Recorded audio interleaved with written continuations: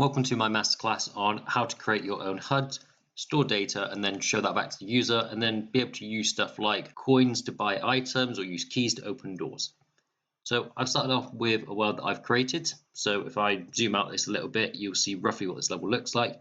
There's a key at the start that we can use to get to this chest. As we go through the level, there's lots of coins we can pick up, and there's a slightly bigger coin that we can pick up as well. Then we move to this little NPC that says I can buy the bridge for 10 coins. This bridge has got the solid behavior, but currently I've made it invisible and made it so enable collisions are off, which means that you'll fall straight through it and you won't see a bridge in the first place. And then finally we get a final key and a door to move on to the next level. Currently this has no functionality, nothing's been programmed. We're going to go through it and show how we can store the values of our different coins, how we can store the values of our keys, and then be able to use them in the level as well. So let's get started. First thing and the most important thing is this little box here. Now you'll see this more easily if I turn off the grid. This dotted box is your camera size. And this is something that you probably ignore once you start moving your level around, or your level might start in here, but it doesn't matter because you've got the scroll to behavior on. Actually, we're going to make really good use of this here. So first thing that's really important is if you go to project properties, you can find this by just clicking anywhere and then clicking project properties, you'll see the exact size of this viewport. And this is how big our HUD is going to be, so 1708 by 960. For now, I'm just caring about this first value, the width. So I'm going to start by inserting a new object, and I'm going to grab a sprite, and I'm going to create a HUD bar, somewhere for us to store this data on. Now, first thing I'm going to do is resize this to get the width right, and then the height, depending on how big you want your HUD to be. I think 250 would be a good value. Now I'm just going to fill this in sort of a blue color, and that's as far as I'm going with my HUD, and I can place this up here and you'll see that it fits. I've also got snapping on, so I'm just going to turn that off so I can line that up so it makes it fit a bit better. I can resize it a little bit, it doesn't matter. So I've got my HUD bar in place. Now if I was to play my level and if I was to move my character up, and I'm just going to check my character has got the scroll to behavior on it, yes it has, you'll see that we see this HUD bar for a couple of seconds and then we fall back down into the world and it's gone. We want to make this a permanent part of our levels. How do we do that? So what we need to do is go to our layers, which are on the side here, and if you don't have your layer bar, just go menu, view, bars, and turn your layers bar on. We're going to create a new one. This one's going to come above. Now if you're on a free version of Construct, you only get 2 layers. I highly recommend making one your HUD and one the rest of your game. So the biggest and most important thing is called the Parallax. Now this is how the rest of this layer scales up to the other layers you've got. Without getting too in depth with this, if we set this to 0 by 0, anything that's now in our camera box will stay in this position even if we move around the level. So if we take this now and move it from the game layer into the HUD layer, if we move around now, this will stay in the same place on our screen, which is at the top there. So we can permanently see it on our screen at all times. I can see as well now that it's too big, so I'm just going to resize it. And that's a more reasonable size, and we can play it again and again. It's going to follow us no matter where we go. So if I move across the level, this bar is now going to stay in place. As long as it's on this new layer that we've created, this HUD layer, we're always going to have access to it up here. So let's move our player back into the world now. So as our first step, we've got our HUD bar and we've got our parallax layer. We need to make sure that when we are putting objects in, let's say we're putting our ground in and we're putting more ground in, we need to make sure we're on the right layer. Because if I'm putting ground on my HUD layer, this ground block will now stay on my screen at all times, and it's going to look a little bit weird. So when you are adding objects, just make sure you're on the right layer.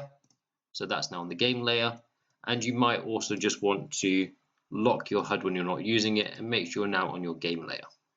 So moving back to the HUD then. We've got a HUD in place. We now need to work out what data we actually want to show on this HUD, because we could store anything. But I want to store some really specific stuff. So first thing, I want to store coins. There's lots of coins in my level. I want to show the player how many coins they've got. So let's start with this one first. So we need to work out how we want to show this to the player.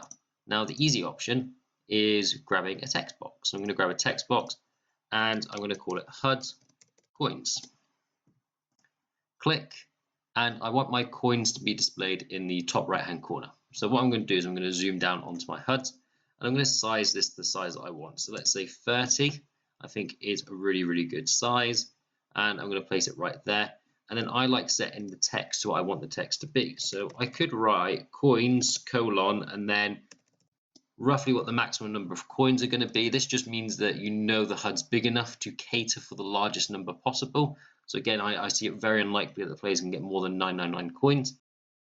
So this is our coin box set up. However, it's not the nicest looking thing. So one thing that we can do to change this is actually get rid of the word coins. And let's just have 999. But again, that's not clear. Is that a score? Is that coins? What we can do is actually add an icon next to this. So for this, I'm going to take my coins that I've already got. So I've got an icon for this already. And I'm just going to clone it. And then I'm going to rename this new cloned version. So instead of being called coins 2, I'm going to call it icon coins. And just put this in, and I can put this next to my coins. And that shows the player quite clearly they've got 9999 coins. And again, at the start of the level, we'll put this back to 0. So that's coins in place. What else do we want to store? Well, during my level, I've also got some keys. I've got a red key and a yellow key. Red keys are used to open chests. Yellow keys are used to open doors. So I want to store these as well. So I can come up to the top and I'll do the same thing I did before. I'm going to have an icon for these. So I'm going to take the yellow key. I'm going to clone and I'll rename this icon yellow key. And I'll do the same with the red key, clone, rename, and icon red key. And if you're wondering why I'm using the word icon before, I'm not just calling it red key icon. It means that all my icons will be grouped together because this bar works off alphabetical order. So let's start with my yellow key. I'm going to put it in. I'm going to resize it to a size that makes sense. I'm going to make sure I'm on my HUD layer, and I'm going to place it there. Now, in terms of how I display to the player if they've got the key, there's a couple of ways I can do this. I could write the word 0, 1, 2, 3, 4, 5, depending on how many keys they've got. But if I've only got one key to collect, I don't want to use numbers because that's confusing for the player. They might think, oh, I've got one key. Is there another key in the level? I want to make it clear that there is one key in the level only. So my other option is I could use true or false. But true or false is pretty much a programming language sort of talk and is not the most user-friendly. So what I'm going to use instead is a tick or an X. So I'm going to insert a new object, scroll down to sprite, and I'm going to do icon tick cross. And I need 2 of these, so I'll start by doing one for the yellow key. So I'm just going to quickly grab the line tool and make a really quick tick. And I'm going to rename this animation here to tick. I'm then going to just duplicate this, rename this to cross. And I'm just going to erase what I've got, and I'm going to do a red cross as well. So I've got an option for have they got the key or have they not got the key. So again, just grabbing the line tool this time, and we've got our red X. So we've got that, and we can resize this to a size that makes sense. And I'm just going to put this next to my key. I think there's a really clear way to say to the player, have they got the key, yes or no? Now, it doesn't matter what we put, if we put the tick or the cross, because I'm going to fix this with code. But for now, I'm just going to change this for the cross to say we haven't got it. Also allows me to see what it looks like. Need to do the same for the icon red key. So have they got the red key or not? So I'm going to resize this. Before I resize this, I'm just going to take my other key and check the size of this one, and then copy and paste that size for the red key so it's exactly the same. So we can do little things there as well. And I'm going to take my icon tick cross yellow, clone it, and then just rename that to red. And again, just thinking about how do we want to display this information to the user so they can see it themselves. And again, it's already set to a red X. I think that's absolutely fine. We'll put that next to it. I want to show off one more stat. That's just to give you a range of the different stuff that we could display on our HUD. I want to display defs. Now defs I'm going to put on the other side of my HUD to balance it out a little bit. And for this, I'm just going to go for a text box. So here, and HUD, keeping to my naming conventions, defs. Click anywhere. And again, I think I set the text to 30 for my coin, so we'll keep the same size and resize it, and we'll put it in this corner. Now I could put a little symbol next to this as well, which would be quite nice, like a skull or crossbones. I'm actually purposely going to write defs, colon, and then again, I'll put the biggest number I'd expect. I don't expect anybody getting more than 999 defs, but again, it shows me how long across the bar this could potentially get. So you don't run into issues like this where it gets rid of your text because it's not long enough. So again, I'm doing it as a text format so you can see how we can combine text and variables together. So now if we hit play, we'll have all this information on the screen for the player to see at all times. So I can see how many defs I've got, have I got a red key or a yellow key. Sort of. However, none of this is practical yet, so we need to put a little bit more work in to make sure it's practical. The first thing I'm going to do for this is we're going to move into our event sheet.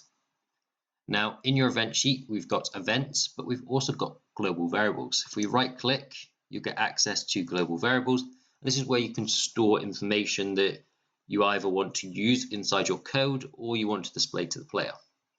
So we need to think about all the stuff we need to know about. So we'll start with coins. We need to know how many coins they've got, and by default, they're going to start with 0 coins. We need another global variable, and we'll do defs. Defs is going to start from 0, and every time they die, it's going to go up by 1. Next, we move into our keys. So we've got has yellow key, and we could do this as a number. We could say 0 means you haven't got the key, 1 means you have got the key. However, there's an option called Boolean, which is just true or false, and that's going to be set to false. Finally, we'll do the same for the red key. So I'm just going to double click and change these. So instead of has yellow key, has red key. So our global variables are set up, but that doesn't mean anything because they're not plugged into our HUD. So the first thing we're going to do is plug them into our HUD, and we're going to do a little bit of a cheating method for this. So we're going to start by going to System, and we're going to use every tick. So every single tick inside the game engine, it will update these values. Now, this is not the most efficient way of doing it, but it makes such a little impact that unless you're making a really, really big game that needs a lot of optimization, then it's not really worth doing. So I think every tick works absolutely fine for nearly any project you want to do in Construct. So we're going to add an action. So we're going to start with HUD coins. And all we're going to do is set the text. And the text is just that number, which is how many coins we've got. Now notice there's 2 coins. I've got the coins, which is the object itself, and then we've got the little earth, which is the global variable coins. We want the global variable coins. Next, we can do defs. So we're going to add action. We're going to go to our HUD defs, and we're just going to set the text. Now for this one, we're combining the word defs and then how many defs we've got. So we start by writing inside the speech marks. We write defs, colon, and then I like a space to break it up a little bit. And then we use this and sign. And this says I want to combine text with something else like a number. And I want to combine it with defs, that little globe icon, so it's the global variable. And that stores those 2 values there. So that's dealt with our text values, but we've got true or falses, and this one's a bit more tricky. So we need a new event for this. And what we're going to do is we're going to check the values of yellow key and red key. So is Boolean set has yellow key? We'll do that one first because that's the one that's in this order for our global variables. So if we have got the yellow keys, all we're going to do is we're going to look at the icon tick yellow, and we're going to set animation. And if you're not sure what you've called your animation, just hit backspace, create some speech marks again, and you'll see. So if they have the yellow key, we want to put a tick on. We're then going to right click and add an else statement, and this basically says if this is not true, I want to do this instead. And we're going to do the same thing again. We're just going to set the animations. I'm just going to copy and paste this. This time we want to set it to the cross. So I'm just going to use speech marks, cross, and then OK. We need to repeat this again for our red key. Easiest option to do this is click on the side, hold down Shift, and copy and paste. While it's still highlighted, you can right click and replace object. And we want to replace any mention of icon tick yellow, which has already been selected for us, with icon tick red. And then finally, we just want to double click on this has yellow key, has red key, and hit done. So that's now set up, and if we change any of these values, so let's now give us some random coins. Let's say we've got 40 coins. Let's say we now have 3 defs. let's say that we have the yellow key, so we'll tick that on. These values will now change inside our HUD the moment that we play the game. So you'll see we've got 3 deaths, we haven't got a red key, we've got a yellow key, and we've got 40 coins. So even though we've not programmed the coins to work yet, so I can pick them up, even though we've not programmed the key yet, so I can pick the key up, everything else still works. We can still change those variables and they change our HUD. Now I want to make it so those different things actually work. So we'll start with our coins. Now, first thing I'm going to do, and this is just something that I like to do, is I'm just going to add a comment and I'm going to call it set up HUD values. And I'm just going to move this up here. And then I'm going to create a new code comment and I'll just put this down here. And I'm going to call this first one coins. This just breaks up our code so it's a little bit easier to read. So we want to make it so we can collect coins, and collecting coins is actually quite simple to put together. So we're going to add an event that checks if the player is overlapping another object, and that object is going to be coins. And make sure you have selected your coins and not your coins icon. Now the moment they collect the coins, we want to do a couple of things. So first we're going to take the coins and we're going to destroy any coins we're overlapping, so they don't exist in the world anymore. Each coin we're overlapping, we're also going to take a system requirement and we're going to add to coins by 1. Now, if you were trying to optimize your game, you could then set the text of coins at this point only, and this would make the game run that tiny little bit smoother. Again, it's such a small difference that you don't even notice it on a really big project where the game maybe is lagging behind. You want to save a little bit. But bear in mind, you'd also have to reset this when the level restarts as well. So that's why we're doing a bit of the cheaty method. So we've added 1 to coins and we've destroyed the coins. And that's it. Coins are now ready to go. We can move over to the coins and you see I've got 41, 42. I can't actually reach these coins here, but there's some more over this way. I'll have to change my jump height. We can collect the rest of these coins. So that's the first bit of coins. Now we can take this a step further and you'll see I've got a bigger coin. Now this is not a different sprite by any means, this is just the same sprite but resized, and if I was to hover over this I would only get 1 coin still. I'm going to purposely put this behind my player. I want to make it so this coin's worth more, it's worth 10. So we can do this quite easily. What we're going to do is take our coin, right click and edit its instance variables. Now instance variables are variables attached to the object. If the object's destroyed, that variable is destroyed as well. What we want to do is add to this instance variable coin value. So we want to give a value to these coins and it's going to say what's the initial value. So what value do all coins start with? And I'm going to say that all coins will start with the value 1. That's how much they're worth. Once I've done that, I'm just going to click anywhere to unselect the coins, click back on this big one here, and I can change this one's value. And I'm going to put this one at 10. Now, again, I've added these values, but I've not done anything with them yet. So we need to go back into our event sheet, and instead of adding 1 value to coins, we're going to take coins, and this will take the one that we're currently overlapping, dot, and then coin value. So now we've got the value of coin added, and if we were to walk back over, you can see we've got 40 coins, 41, 42, and this will take us to 50. So we can change these elements that we're picking up in the world without having to create brand new sprites every single time as well, by just making use of these variables. Now I've just quickly added a keyboard option to restart the level when I've pressed the R key. I want to show you an issue that we have with our coins at the moment. So if I walk over and I pick up some coins and I pick up this one here and restart the level, you'll see I still have 52 coins, but I can go back and I can pick this up. What's happening here is every time you die, you're actually rewarding your player and giving them the option to farm coins. And I want to show you how you can fix this problem. And there's 2 solutions I've got, and you can pick which one works best for your game.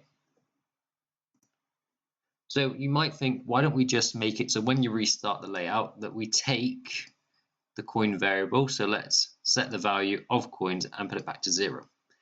Well, this is quite a nice solution, but it's a bit harsh, and if you've got multiple levels, it means you lose all the coins from all your levels. So I'm not a fan of this solution. So instead, there's 2 other solutions you can do. The first one is we can select coins on the right hand side, and we can turn on this option called global.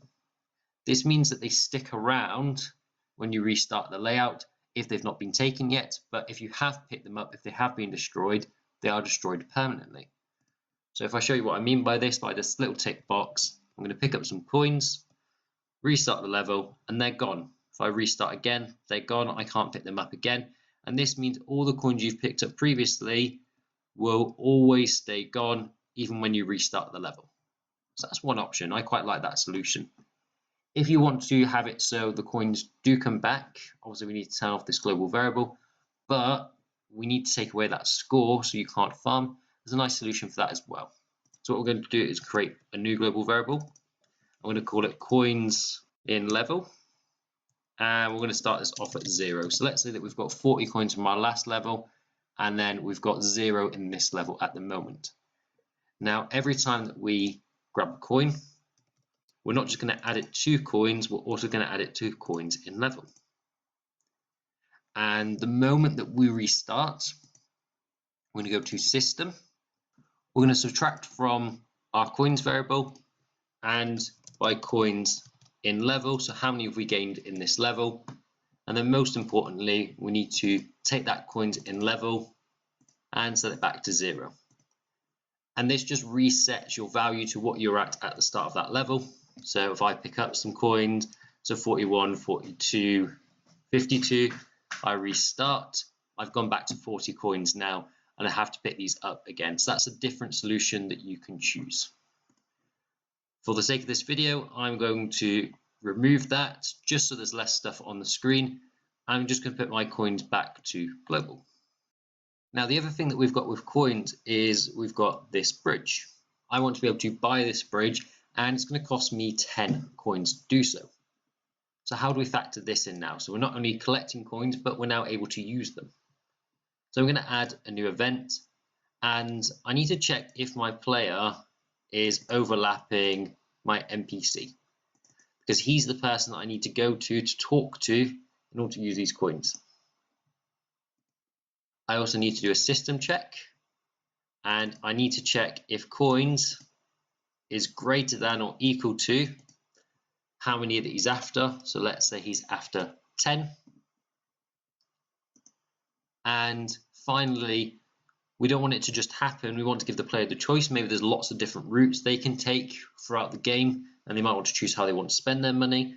So we're going to add a keyboard action as well to check if you've pressed a key. And I'm just going to use E for my key as my action key. So again, what we're checking is once you've pressed E, we're going to check if you're overlapping an NPC and if you've got more than 10 coins. If you've done all of that, we can now buy the bridge. So the bridge again is currently set to invisible and the collisions are off, but it has got the solid behavior already on it. So all I'm going to do for this is reverse that. So bridge, set visible to visible. I'm also going to go back to the bridge, and I'm looking for the select collision option.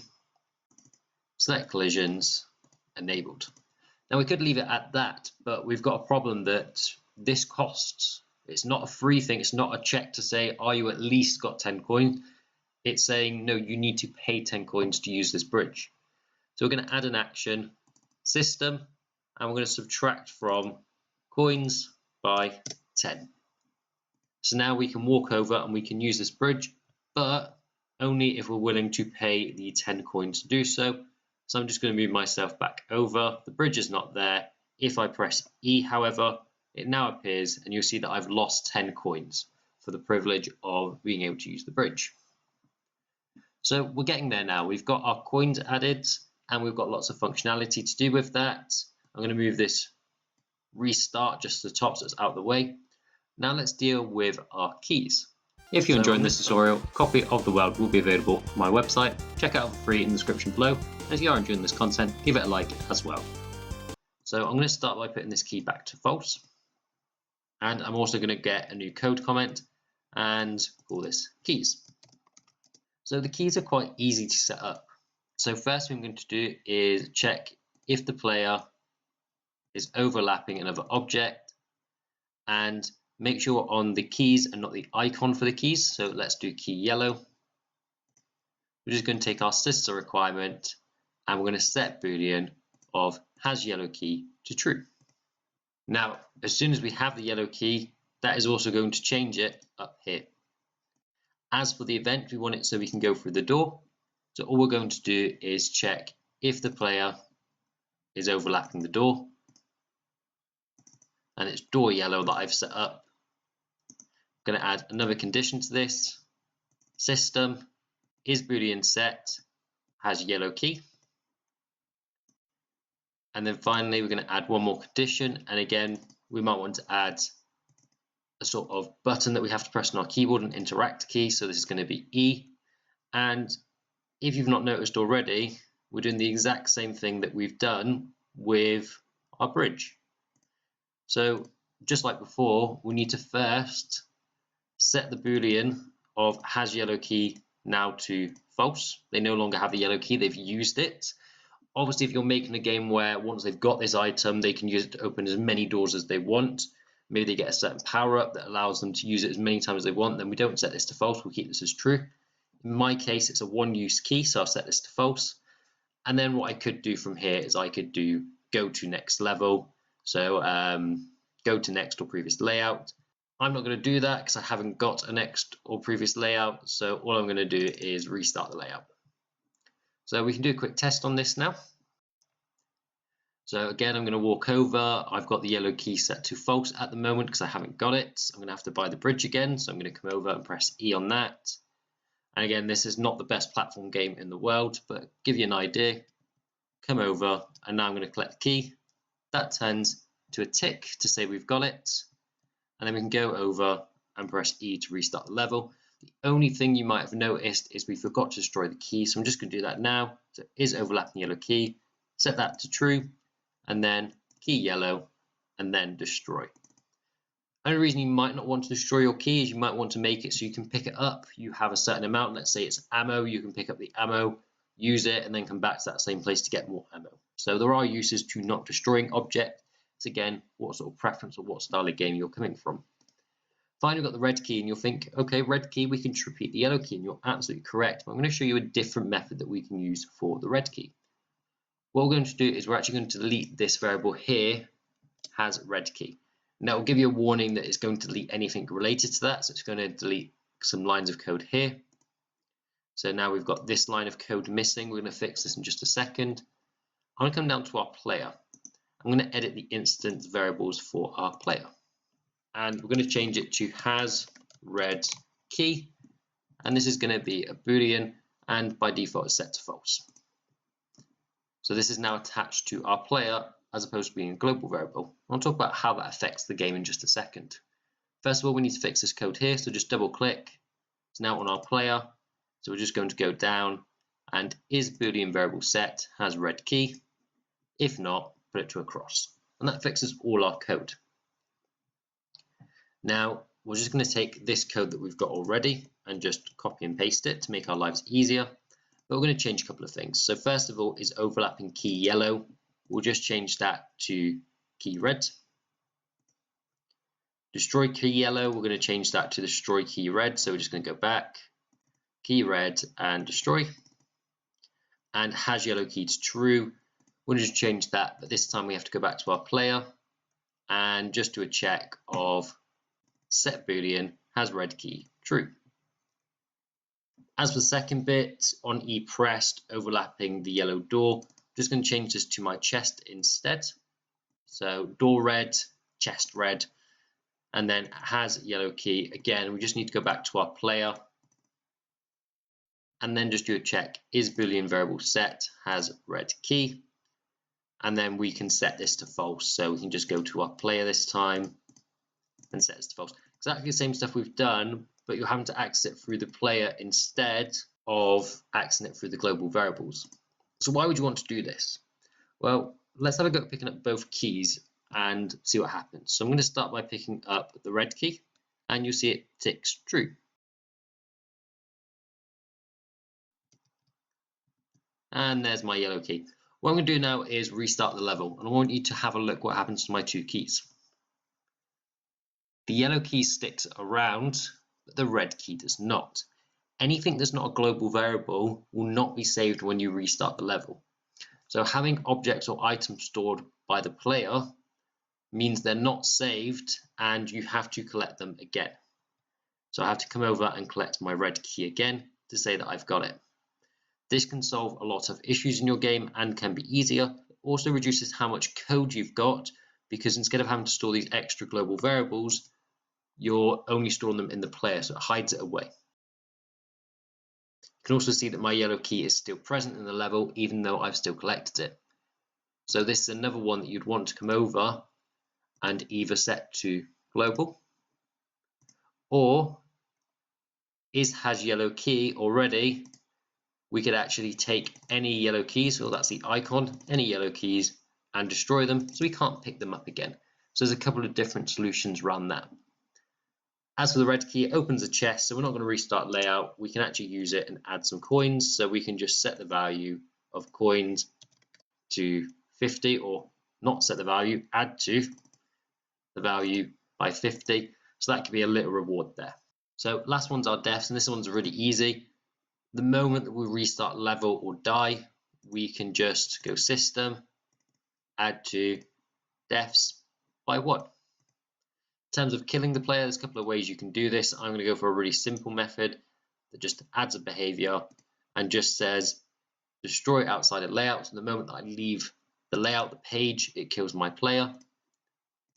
And then I'm just going to add another event, player on destroyed system, and then we'll restart the layout, and most importantly we go add and then add to deaths by 1. And this just means at the moment I leave the level, and this could actually mean just walking out the side of the level because I've got no borders to stop me doing that, my deaths goes from 3 to 4. So my final tips for today's video is make sure you've set up your parallax layout, especially if you've only got 2 layers. Make sure one of them is your HUD. If you're not using your HUD, lock it, move to a different one, as it can be quite jarring or cause quite a few issues if you've got an object that's on your parallax layer but actually not in the camera box. It will just not exist in the game whatsoever, but could still interact with the player in some weird ways. So make sure you are checking and working only on the HUD when you need to, and the rest of the time it's locked. I also recommend moving your level down so your HUD is clear and you can work freely on that without having other objects in the way. If you're adding objects to your HUD, such as deaths or coins, make sure you've gave yourself plenty of room for the biggest possible number, and think, how do you want to display that to the user? If you want to display deaths as just a counter, that's absolutely fine, but would a skull and crossbones icon next to a number look better? Do you want to use a custom font? Would that look better? Does a tick or a cross work? So think how you want to display that to the user. As always, if you're enjoying this content and you're not subscribed to the channel, I make lots of construct tutorials and will get you started with using the engine. Like the video, comment your ideas below for future videos, and I'll see you in the next one.